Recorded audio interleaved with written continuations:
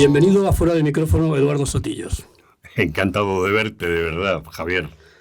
Estás igual, ¿eh? Lo mismo te digo. Tú el pelo un poco más blanco, pero yo también te veo bastante... Pero más blanco y más cosas. Tengo un bastón escondido por ahí, ¿eh? Ajá. Luego pasa que tú empezaste demasiado joven, ¿no? Porque yo creo que tú empezaste en Radio Juventud. Decimos el año, bueno, el año Sí, 57, si finales de los 50. Tengo 82 años. Y además creo que tú no ibas a... Se iba a hacer una prueba a otro amigo... Sí. Y resulta que al final te eligieron a ti, pues no lo sé, cuéntanos pues un tiene, poco. Hombre, tiene un poco de gracia, Cuenta esa ¿no? anécdota. Yo estaba estudiando ciencias políticas, realmente. Y entonces, para ganarme un dinerillo, daba clases particulares a unos chicos que vivían cerca de Diego de León, de donde estaba Radio Juventud. Y un compañero mío, ese sí, quería ser locutor de radio. Dijo, acompáñame, yo le acompañé. Y cuando empecé a hablar al lado del mostrador donde él se inscribía, el señor que estaba allí dijo, hombre, pues el que tiene usted una voz, el que tienes tú, una voz muy radiofónica, eres tú, ¿no? ¿Por qué no haces una prueba? Y entonces tengo que confesarlo, ahora no sé si es políticamente incorrecto, supongo que sí. Vi alrededor y una cantidad de chicas jóvenes, guapas, allí en el hall. Entre ellas estaba Clara Isabel Francia, por ejemplo, que era una belleza. Encantadora, así es. Y algunas más. Y dije, pero esto no está mal. Y entonces ahí me aprobaron. Hice una prueba para poder entrar haciendo la voz de Orson Welles en La Guerra de los Mundos, fíjate. Y ahí empezó todo. Buen comienzo. Y luego, pero pronto, 2 años después ya estabas en Radio Nacional, ¿no? Sí, eso fue porque gané jugando a los chinos. Había un compañero de Radio Nacional que estaba también en Radio Juventud y dijo que había una plaza para el verano y nos dijo a los que estábamos allí, que éramos todos de la misma generación, oye, a mí me da lo mismo llevar a ti o a ti. Y no sé quién fue que dijo, pues nos lo jugamos a los chinos. Y yo gané. O sea, tú fíjate, eso que se dice luego de búsqueda del horizonte profesional, en un sitio fue por una cosa y otra porque gané a los chinos y entré en Radio Nacional y ahí ya me quedé. El año, tú entraste en Radio Nacional como el mismo año que entró... Cuando tú no habías nacido. Que entró Fidel Castro en La Habana, ¿no? Sí, prácticamente. O sea, él entró en La Habana. La revolución. Yo monté menor ruido, pero entré en Radio Nacional y fíjate, hasta ahí, hasta que llegué a ser director 2 veces. Y luego, y fíjate, porque tú con esa voz y tal, lo normal es que hubieras seguido a lo mejor más tiempo en la radio, no lo sé, pero eran los tiempos esos del cambio, de la transición. No, yo estuve mucho tiempo. Pero te llamaron para hacer un telediario, ¿no? Sí, eso fue cuando la transición. Ajá. Entonces yo estaba haciendo un programa de radio, un informativo de la radio, y Rafael Ansón, director general, que no me conocía de nada, decidió que, por ejemplo, Lalo Azcona y yo fuéramos unas caras nuevas completamente en los telediarios de la transición. Y yo estaba veraneando con Julio de Benito, amigo mío, estábamos en Mojácar, y de repente apareció un guardia civil en la playa. Yo me quedé asustado.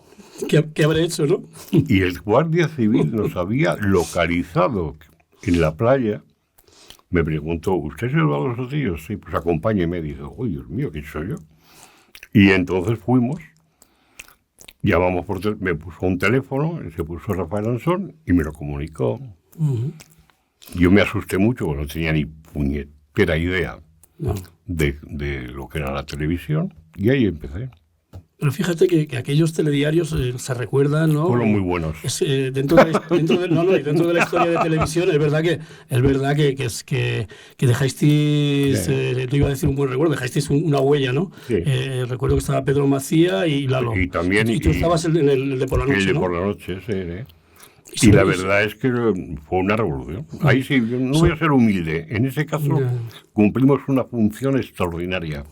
Y tengo que decir además que mi recuerdo de Rafael Ansón es impresionantemente bueno, porque nos dio una libertad absoluta Era increíble. Habíamos pasado de repente a tener una gran libertad para hacer lo que queríamos. Sí, para contar lo que pasaba sin nada, sin censuras y sin orientaciones. Joder. Más.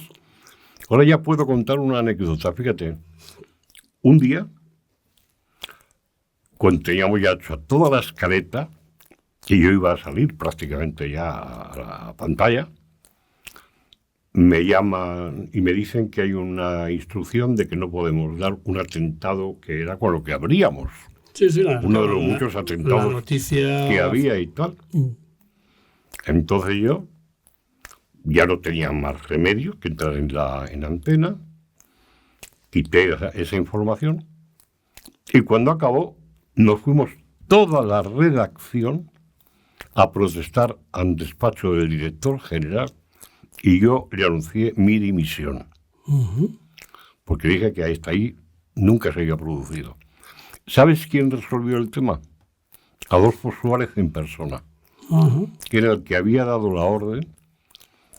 Yo hablé con él y él me dijo que se había equivocado efectivamente. Siendo presidente del gobierno, claro. Nada menos que siendo el presidente del gobierno. Fíjate qué demostración de cómo eran las cosas en aquel momento de la transición.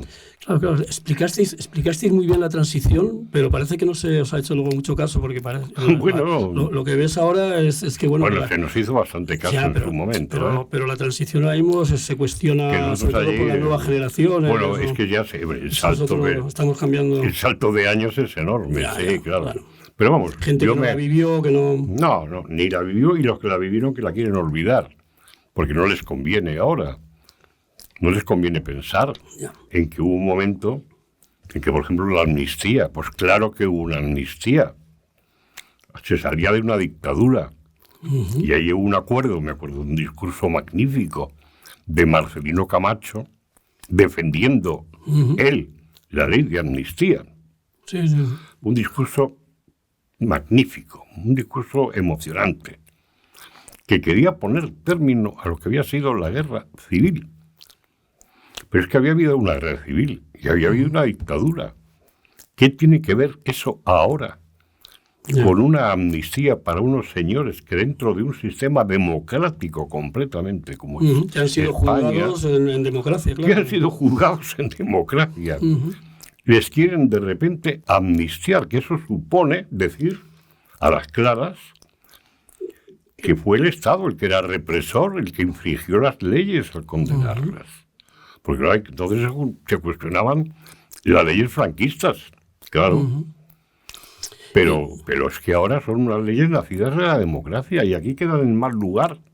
Y me encanta poder decirlo, gracias por haber metido la cuña. Y que aquí quedan en juego la justicia, el propio gobierno, que hace un mes el señor Pedro Sánchez dijo que no se podía. Decía que era imposible. Y todos los ministros decían también que era imposible que hubiera la amnistía. Y ahora sí. ¿Por qué? Hombre, por una única razón, por la que se están haciendo muchas cosas. Por conseguir un puñado de votos imprescindibles para una investidura. Y yo lo veo así de claro, y así lo digo también de claro. Y los que vivimos la transición, y lo que hemos visto, la alternancia de poderes en España, con toda naturalidad. Es decir, aquí en España han gobernado el Partido Socialista muchos años y el Partido Popular bastantes también. Y aquí no ha pasado nada. Ha habido una...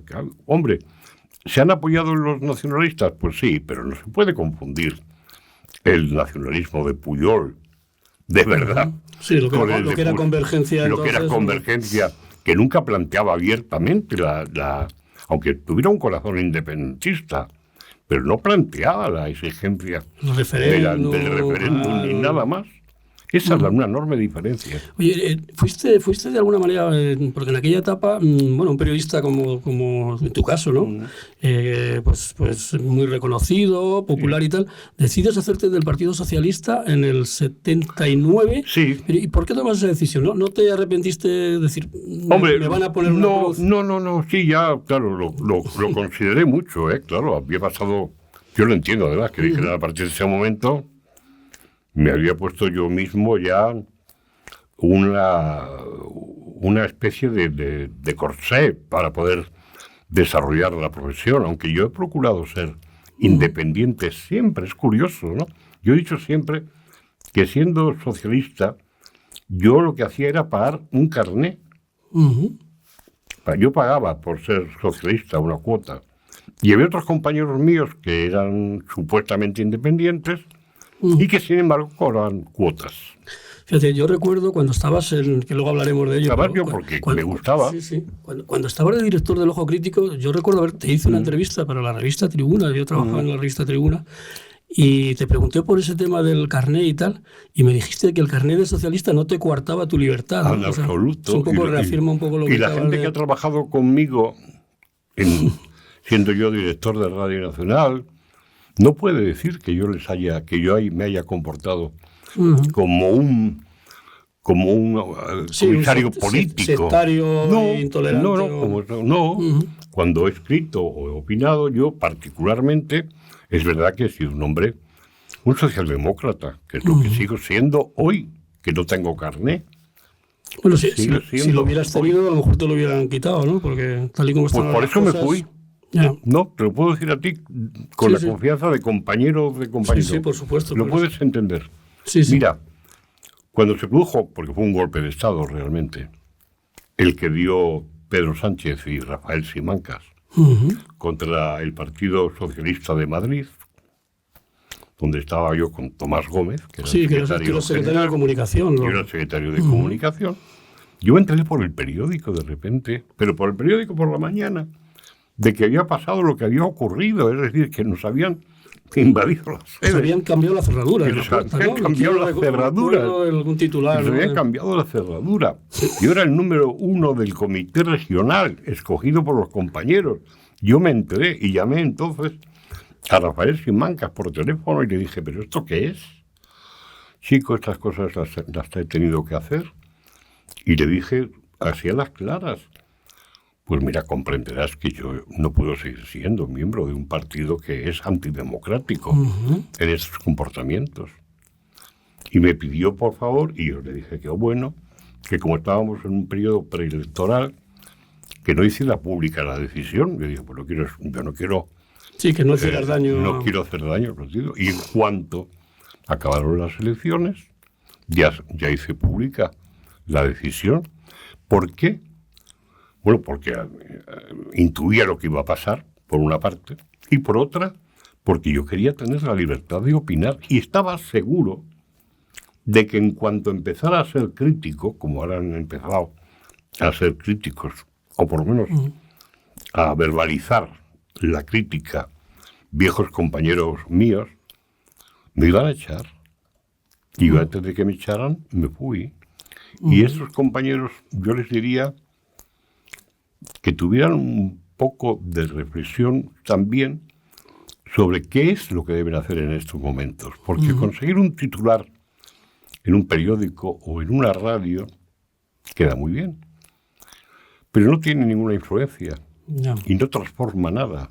Es decir, nos podemos terminar convirtiendo en una especie de plañideras, no ya dinosaurios, sino plañideras como aquellas que iban con los velos negros quejándose de lo que pasa, y yo no tengo esa vocación. Recuérdanos un poco, si no te importa, cuando tú entras en Moncloa y dices, bueno, esto ya no es una relación de radio ni de televisión. No.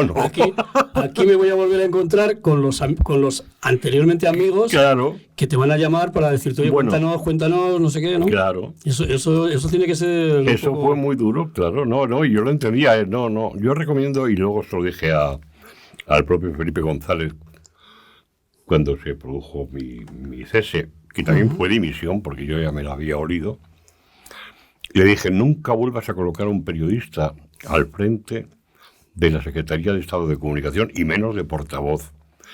Porque yo entendía perfectamente que a Miguel Ángel Aguilar o Jáuregui, que eran amigos míos, sí, Fernando Jáuregui, me pusieran en dificultades. Es decir, yo decía, pero no digo la palabra, pero qué cabrones son. Si saben que no les voy a...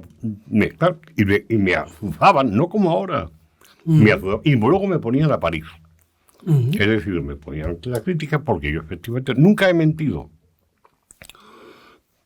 Pero algunas cosas no las podía explicar. Claro, no las podía decir. He hecho otras cosas por una cosa muy sencilla, porque las deliberaciones del Consejo de Ministros, que ahora parece que se nos olvida eso, son secretas. Y se jura no informar ni no hablar de las deliberaciones del Consejo de Ministros. Yo ahora veo a algunas ministras, sobre todo ministras, que eso no lo cumplen y no pasa nada. Y siguen, bueno, si alguien entonces le hubiéramos hecho algo mínimamente parecido a Felipe González, no sé, estaríamos de enviados especiales en Siberia, haciendo crónicas informativas sobre el frío que hace en Siberia. Nos lo hubiera echado a la primera, pero también a mí me dio un consejo, no un consejo, no era de consejos, una instrucción. Felipe, cuando actúes como portavoz del gobierno y ocupes la mesa de la rueda de prensa del Consejo de Ministros, no tienes derecho a atacar a la oposición. No puedes hablar de la oposición. Cosa, por mucho que, que ahora parece que se ha olvidado, ¿no? Parece que se ha olvidado. Y nunca lo hagas, y nunca lo hice. Dice, esas cosas son cosas a las cuales debe responder el partido.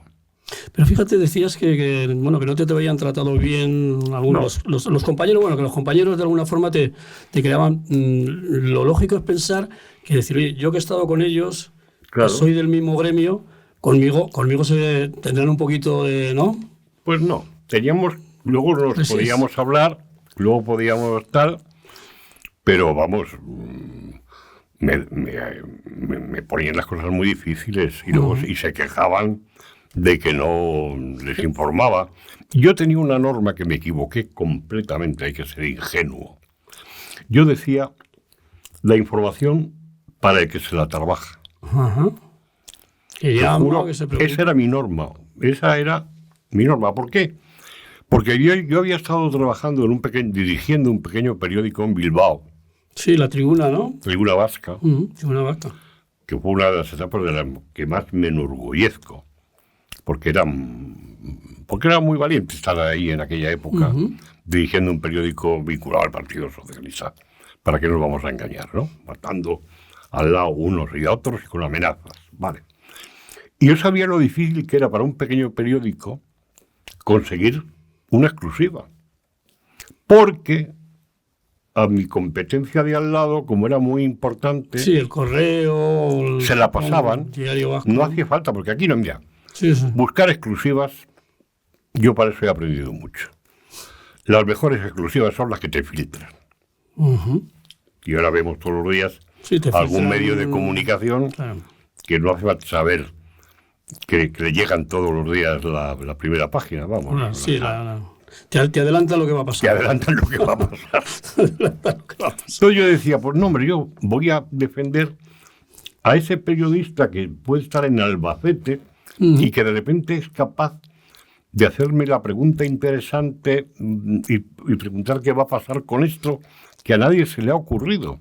Y entonces, claro, yo conseguí a lo mejor caerle muy simpático a alguna emisora local de Albacete, pero al país a lo mejor no.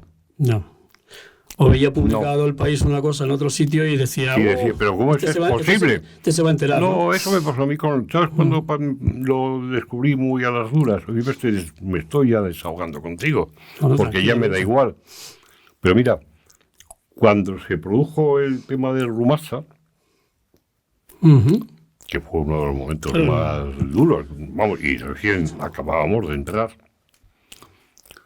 yo tuve que ir a comunicar deprisa y corriendo, escribiendo en un coche que iba dando botes por la casa de campo para llegar a Prado del Rey antes de que se cerraran las emisiones y dar la noticia de que se produciera la incautación de Rumasa. Que se expropiaba. Y había que darlo ahí, porque al día siguiente se iban a encontrar los españoles con los bancos de Rumasa cerrados, con otro intervenido. Y el único medio para darlo y que se enteraran todos los españoles era Televisión Española. Y se enteraba todo el mundo. Entonces el director de un determinado periódico, a las 2:30 de la madrugada, me llamó a casa, a través del teléfono ese terrible, negro o rojo, por el cual te llegan las peores noticias. Que me dijo el de gabinete: fulanito de tal quiere hablar con usted. Bueno, y entonces cuando cojo el teléfono me dice: te vas a enterar. ¿Por qué? Porque yo no me puedo enterar de esta noticia a través de la televisión como todo el mundo. Y dije: hombre, pues digo, creo que se enteró hasta el rey, así, a través de esto creo que se enteró hasta el rey. Sí, pero a mí el rey no me importa. Yo mando más que el rey. No se puede decir el nombre, ¿no? No voy a decir. Bueno, pero que la gente se lo puede imaginar. Lo puede deducir, ¿no? Pero ese personaje luego yo me llevaba muy bien con él. Luego me he vuelto a llevar con él. Él tenía el orgullo herido de que, claro, ese medio era determinante. Se pensaba que los consejos de ministros dependían del editorial. Cuando tú te vas de Moncloa, creo que hablas con Felipe y le aconsejas que nombre a Javier Solana. Sí. ¿Por qué? ¿Porque daba buena imagen? Claro, porque Solana Solana es un hombre con un sentido diplomático muy respetado, con peso en el Partido Socialista, cosa que yo no tenía, más peso político de tradición en el gobierno, y porque se llevaba muy bien con los periodistas. Solana era muy inteligente, es muy inteligente, muy inteligente, y la verdad es que acerté.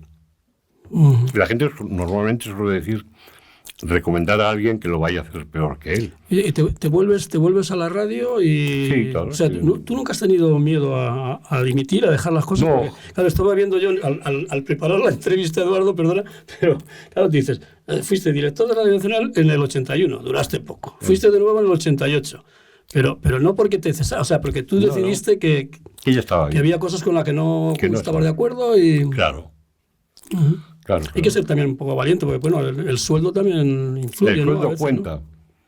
Pero o yo era un loco, que igual soy un poco loco en general, o yo tenía mucha confianza en mí. O sea, yo pensaba que era un buen periodista. Fíjate, una de las etapas que yo creo que recuerdo... Ahora ya no soy humilde, ¿qué? No tienes... Es que yo creo que ni humilde, no, hay que ser realista, ¿no? No, yo no he sido un divo, no soy una... Ya. Pero soy un buen profesional. Fíjate que cuando fuiste director del Ojo Crítico, que me acuerdo que es un programa de referencia cultural y tal. Que es lo que más me ha gustado. Ahí estuviste bastante tiempo. Sí. Y te ibas a entrevistar a un escritor o presentar a la presentación de un libro. Me encantaba. Es lo que me ha encantado. Y también me encanta una etapa en televisión donde hice programas culturales, como Un Nuevo Espectador, por ejemplo. Y hay una serie que se ha dado muy poco y que yo no sé dónde está.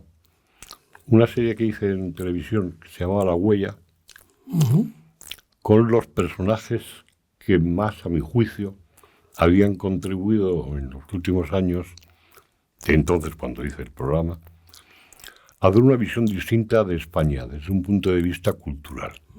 Y ahí estaba, por ejemplo, Bardem, que me acuerdo de una entrevista impresionante y un largo programa con él, por ejemplo, y más. Sí, una leyenda del cine, y además del Partido Comunista. Sí, y además explicaba con una... Luego hice también uno sobre el eurocomunismo, con Carrillo, que ese fue muy llamativo porque como fumábamos como locos, iban llenando los ceniceros. Sí, ahora es imposible, me estoy comiendo los dedos. Pues ahí te tienes que esperar un poco. Ya. ¿Qué te iba a decir? Ahora, ¿cómo ves un poco desde los toros de la barrera? Sigues siendo periodista y sigues escribiendo, si no en algún periódico, en las redes.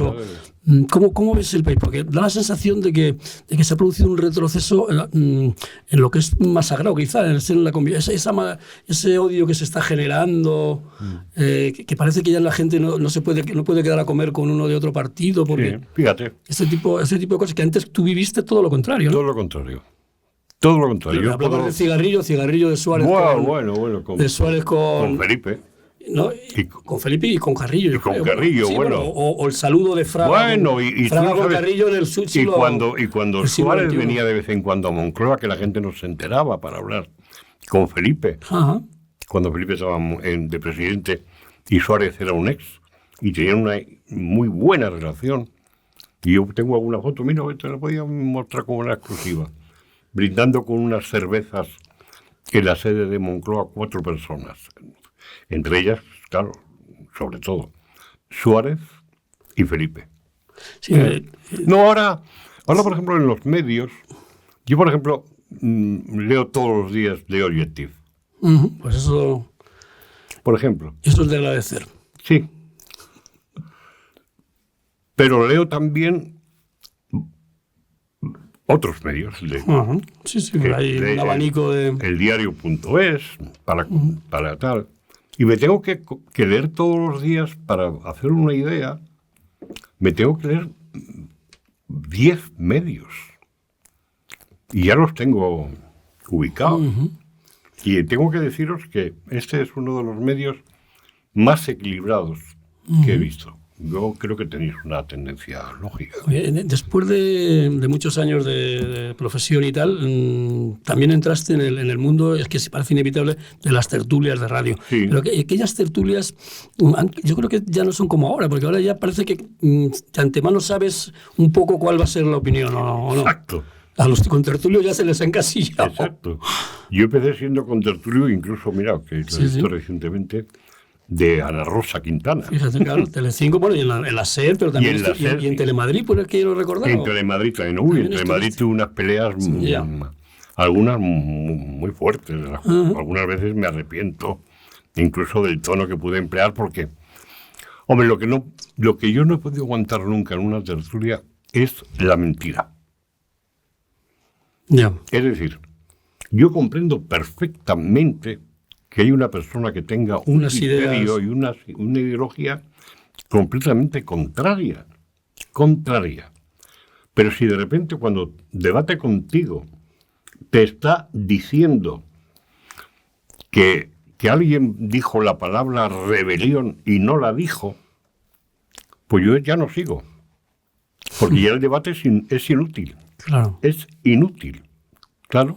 Pero ahora parece que la mentira y los bulos corren, y llega un momento en que ya es difícil de saber si es verdad o es mentira algunas, claro. Sobre todo por la difusión que tienen también en Twitter, en las redes. Un día descubrimos la palabra relato y ese día se jorobó todo. No. Construir el relato.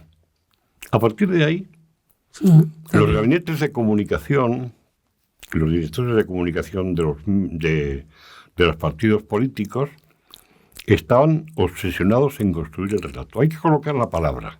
Es decir, y hay palabras contra las cuales es muy difícil luchar, como el otro te la haya colocado. ¿Quién puede decir que no es progresista? ¿Quién puede decir que es reaccionario? O sea, claro, fíjate qué cosa tan elemental. Sí. Pero si tú intentas luchar contra esa palabra, o si dices que estás en contra del diálogo, del acuerdo, de que es necesario que nos entendamos todos. Desjudicializar para que estemos... Claro, bueno, ¿quién no está de acuerdo? ¿Quién no está de acuerdo en que haya paz? ¿Quién no está de acuerdo en avanzar y no en retroceder? Pero claro, hay que decir, oye, ¿y cómo se avanza? ¿Y cómo se retrocede? Pero ahí has perdido la batalla ya. Como hayas adaptado el lenguaje. Y tengo que decir que en estos momentos, por ejemplo, el Partido Popular tiene un caos mental. Para que no parezca que estoy... No, está bien que lo... Tiene un caos mental. No sabe muy bien cuál es su relato. Hemos asistido cuando... Sí, hay contradicciones, ¿no? Primero haces hay contradicciones que mucha gente no entiende. No. Es decir, con motivo del debate sobre la ley esta el cambio de reglamento del uso de las lenguas cooficiales en el Congreso. Hombre, una persona tan inteligente y tan lista y tan respetable, que yo le tengo mucha admiración, como es Borja Semper. Lo del Canelo, ¿no? Que dijo que dijo que era el Canelo. Y hoy ha intentado algo que yo lo podría explicar en un artículo, pero que de golpe no se ha entendido. Que es que después de decir eso, claro, ha empleado el euskera. Hablas en euskera. Y lo ha hecho bien. Quiero decir que lo ha hecho con una buena organización mental.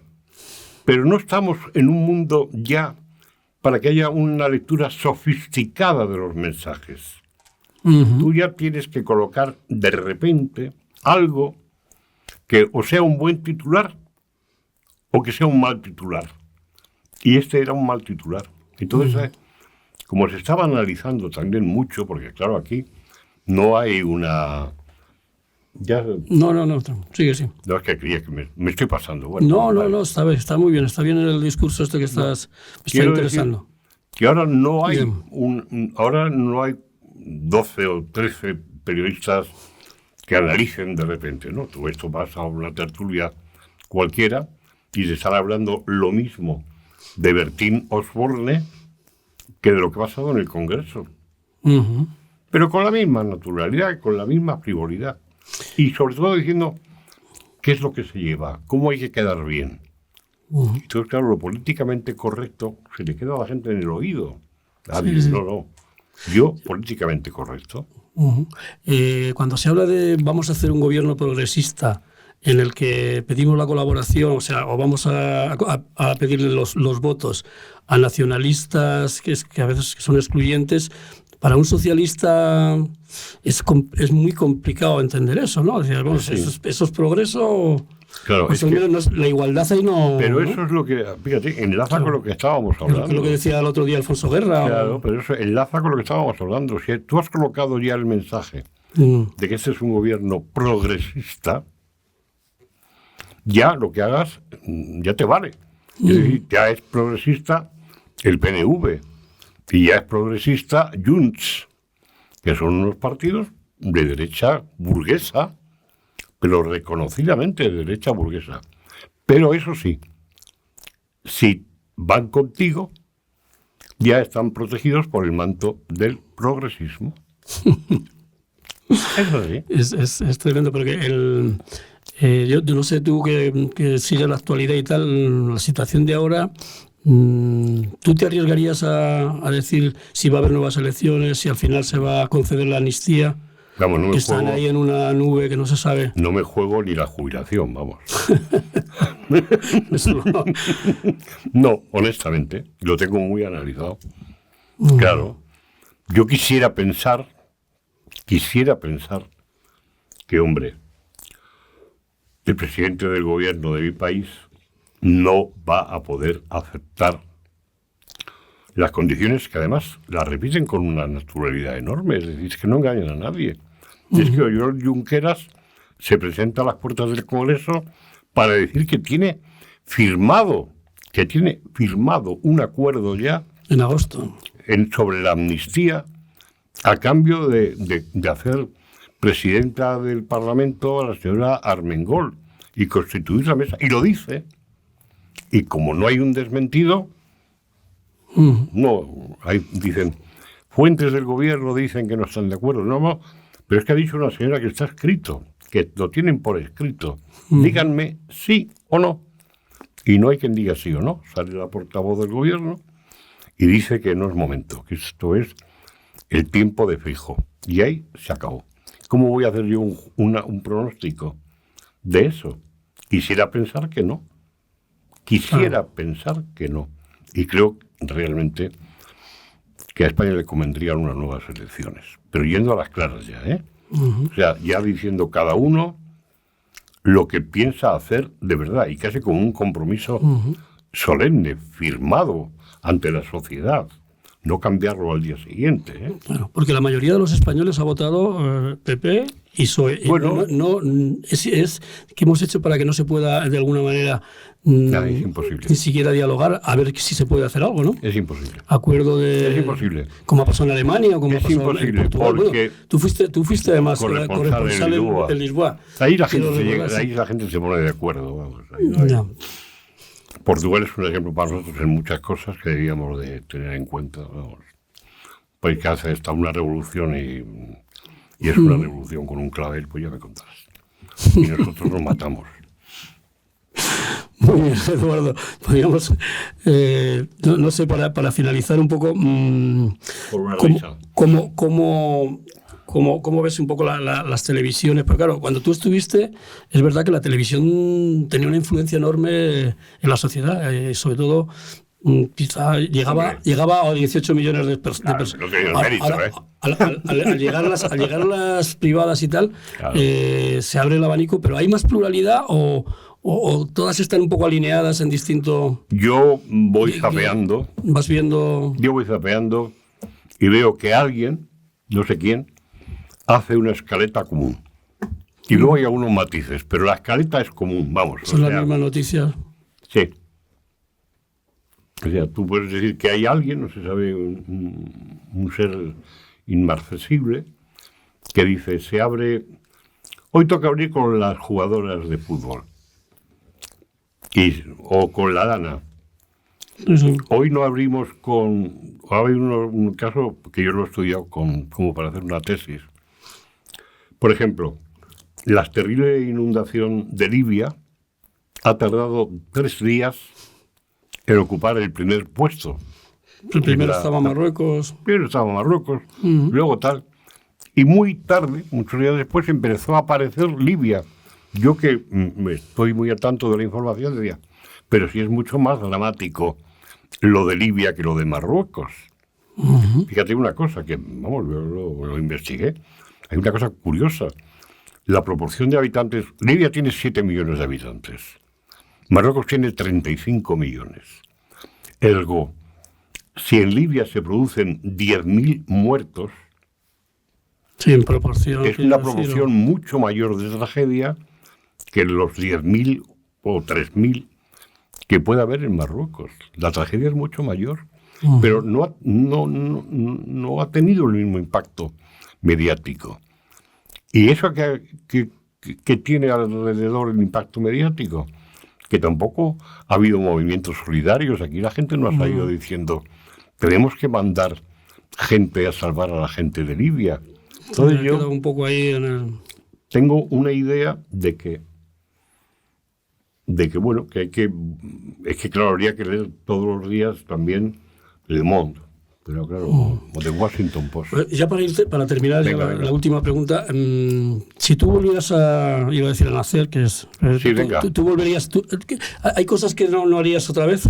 Sí, ¿No? ¿Volverías a hacer las mismas? he cometido Ser muchos. portavoz de un gobierno socialista. Sí, no, eso lo haría. Pero no, en mi plano he cometido muchos errores. Y Felipe, hay gente que dice que bueno que el Felipe que estuvo en la política luego se fue por otros derroteros, el dinero y esas cosas. Mira, ¿Sí, has mantenido relación con él? Ya no. no tengo relación. No, en realidad yo no tengo relación con casi nadie. Ni con Tomás Gómez. Es con el último que Un trabajaste. poco más, sí. Ya. Pero vamos, Tomás está Uno- muy encerrado también en su propio proyecto personal. Ya. Sí, pero además le pusieron la cruz y esa cruz ya no se la... Salvo que cambie la dirección Está del muy partido, crítico, ¿no? está muy crítico, muy crítico. Y podría ser un hombre joven que encabezara algún movimiento. Pues muchas gracias, Eduardo. A Ha ti, sido de verdad. un placer estar contigo este rato. No, me has y te hecho- deseo pues mucha... Me has hecho rejuvenecer, por lo menos 2 días. Sí.